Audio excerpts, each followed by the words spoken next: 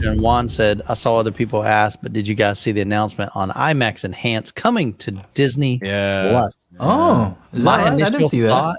Yeah, my initial thought is, I know, and it's selfish, for me, I don't see that it really benefits my setup at all with a Cinescope screen. If you're just going to make the if it's visually, if you just want the a top and bottom.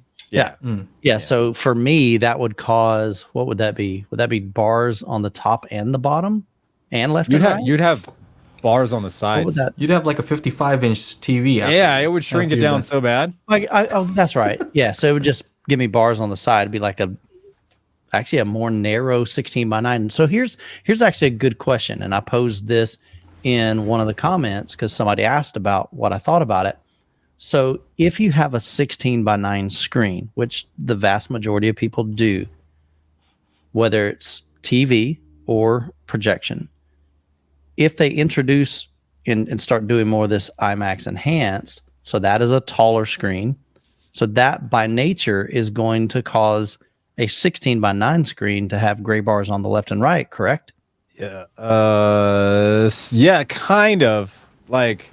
Okay, but here's the thing though. Not all IMAX Enhanced movies have that.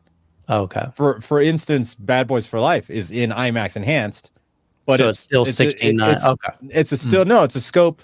I had bars on top and bottom because it was a 2.35 to 1 ratio. So it doesn't necessarily mean that it's a taller screen. Okay. Correct. Yeah, it depends on how they implement it. But now, as far as the sound is concerned, I think that's great. That's a huge sure. Yeah.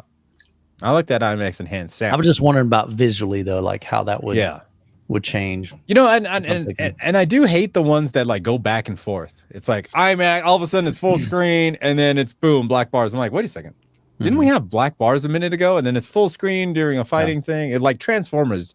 They used to do that all the time. Yeah, there's a few movies like Dark Knight changes aspect ratios. Right. So on my screen, it fills the entire width in 2.35. And then when it goes to the IMAX scenes, it extends above and below.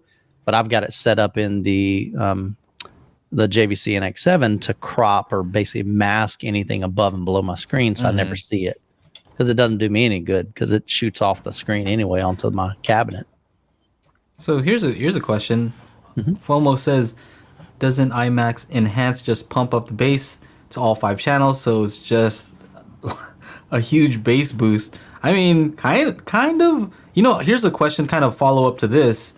Is I know a lot of folks like to use the BEQ, where they restore the bass on certain tracks. Would you not need to do that on an IMAX Enhanced? I would assume that you shouldn't have to, right? They would keep the bass. Wait, say that again. What happened? You know what BEQ, right?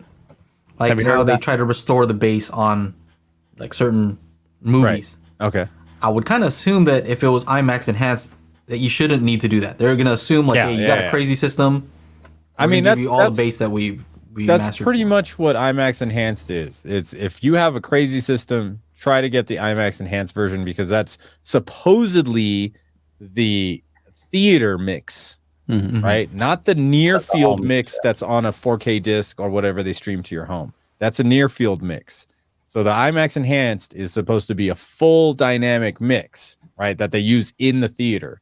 So that's why you're supposed to have good system. Right? FOMO mentioned, he said, I'll have to ask John if IMAX Enhanced still removes bass management like when it first launched 2 years ago.